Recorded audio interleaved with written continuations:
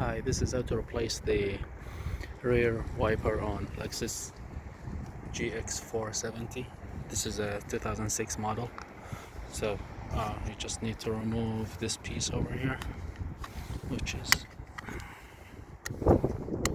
doing these two, and then just pull it to the front. Then you'll get this. You don't have to remove anything. So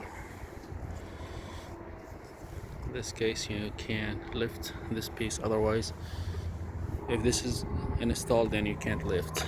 So bring it that way, and then just pull, come up this way. I purchased this Rainix R16A. I'll try to install it. So this is the new wiper, the Rainix. It should be easy, so just same way when it's removed, try to put it over here, push and snap. So that's it. Perfect. This is the old piece, this is the new piece, so same size. And yes, Rainix R16A does fit.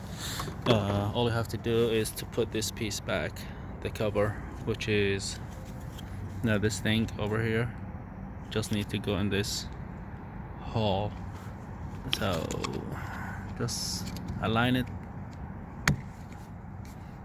and push, and good to go. And here is a test of it is working.